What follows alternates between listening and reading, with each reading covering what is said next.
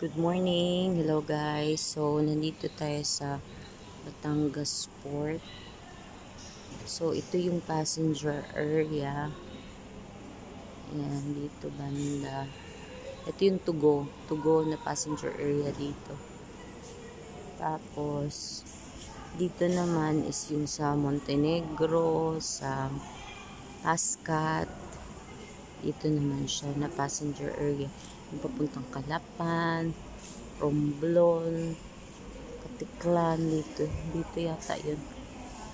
Or Tugo pala ang Katiklan, so dito ang Katiklan.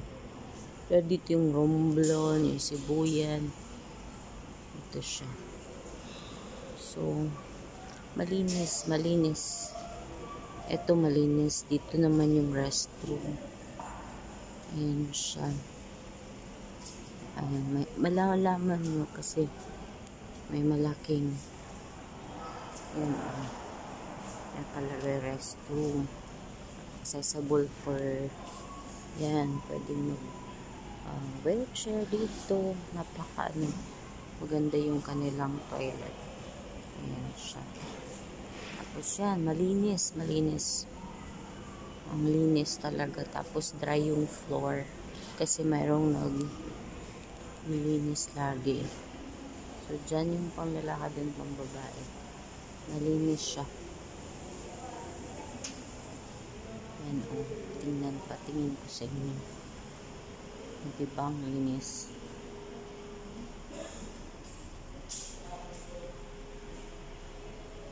Ito yung sa girl.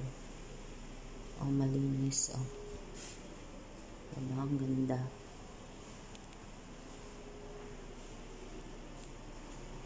Tapos doon naman sa male, of course hindi ka pwedeng pumasok kasi male yun. Tapos mayroon din para sa senior, ayan, all gender. Tapos tingnan nyo, diba, ang luwag. Wala pang masyadong pasahero kasi ano pa naman ngayon, 4 a.m. or 5. So ayan, maluwag siya. Tapos dito naman yung sa may banda. Mayroon din ditong prayer room. O, diba? May prayer room. Ang ganda. Tapos yun naman yung sa mga baggage, pag-check at saka security. Ayan. Diyan banda. Tapos, diyan naman yung yan, gusto mong kumain. Dito siya sa labas.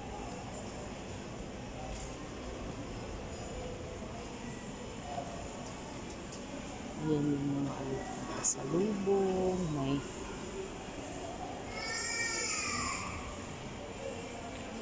food. Diyan siya. Tapos may ano din doon, parang grocery yung dali.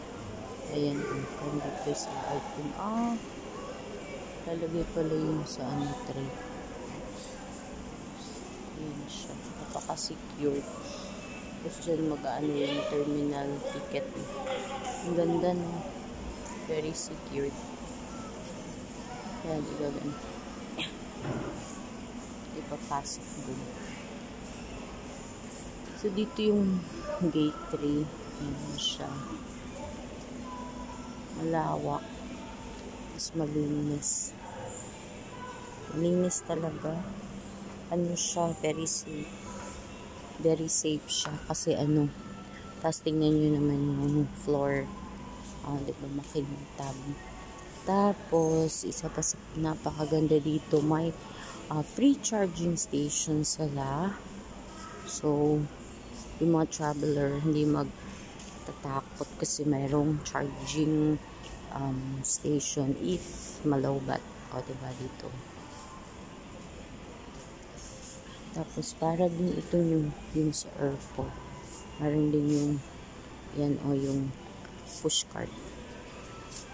So,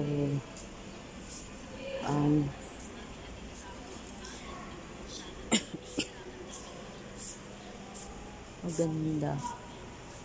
Dito yung malinis siya, malinis. Maganda ang ano, Batangas Port waiting area. So doon lalabas ka dyan if gusto mong bumili ng pagkain, tas tatatakan ka na lang. Tapos dito, ayan siya. Yung dyan mo mamaya nandun na Tapos punta tayo dito, may ano dito yung ayan, very ano din, dami nilang mga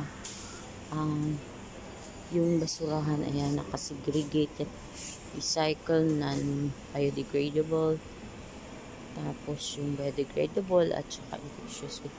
Ayan siya, ang dami dito. Ano, pinakita ko is like dito 3, tas dun 2, 5. Imagine just in this area, talagang kaya malinis kasi nga nakasegregate yung mga waste. Maganda. Ang ganda talaga dito, guys. Wala akong masabi. Nakaka-proud.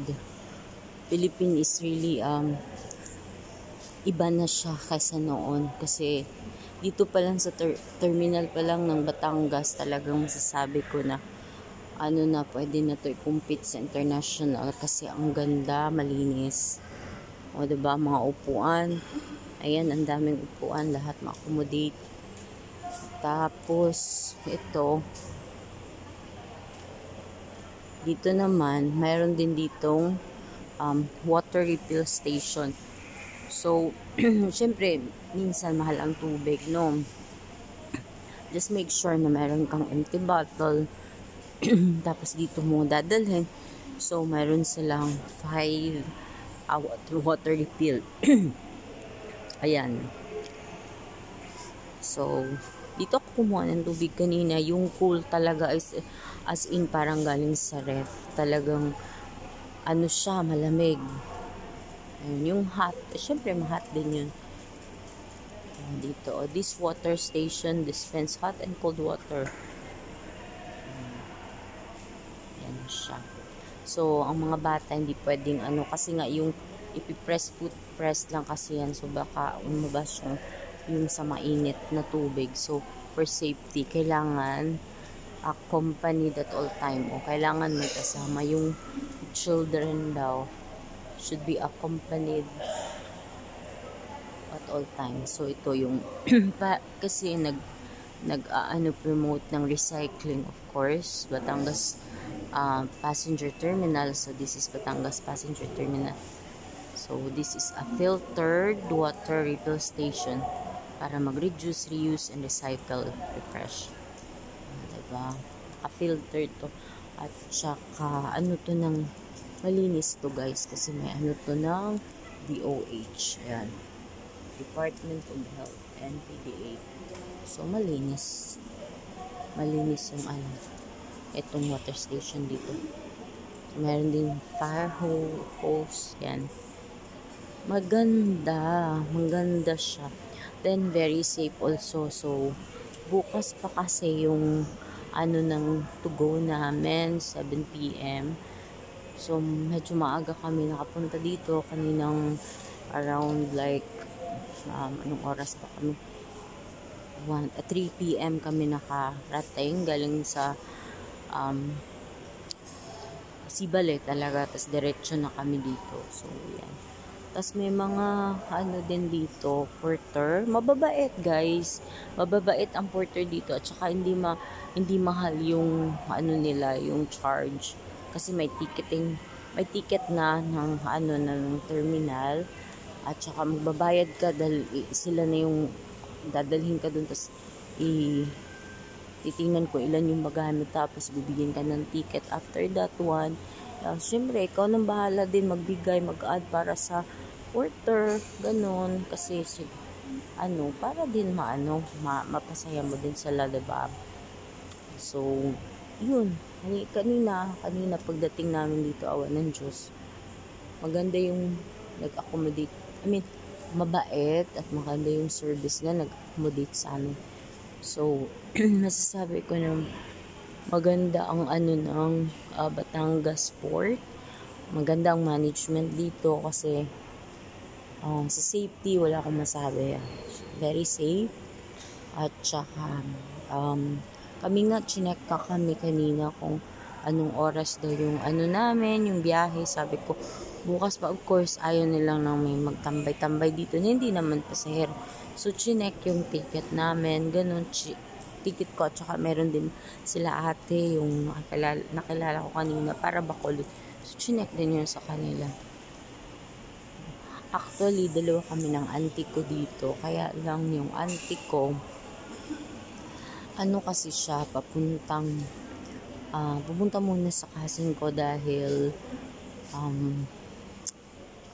may hinatid siyang boat radio. Ayun, hinatid niya yung boat radio. Tapos, doon na siya natulog. And I'm glad na doon na din siya natulog kasi mas comfortable siya kung sa bahay. Ako naman, nakaupo lang ako natulog. Yun lang.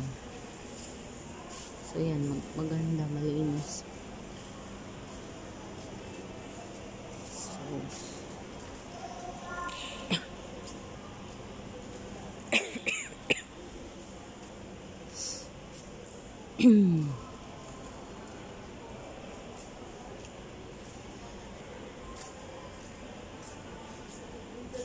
September 24 pa pala. So, nakalagay dito.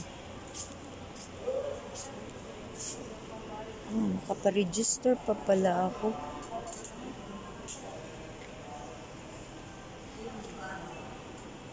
September, kailangan kong magpa-register para makaboat. Ang ganda, no? Nakalagay fast craft ka na. Ang ganda. Dito naman yung, meron ng, ang ganda, Tapos ito yung evacuation plan. Ang ganda. Ang ganda ng passenger terminal dito. Yun siya, malinis, maganda. Really great, yung pagka-manage dito is okay na okay. So, yan, nandito na ako. Yan yung gamit ko, guys. Ayan. Yan siya, yung malaking black at saka yung green at saka itong backpack at ito.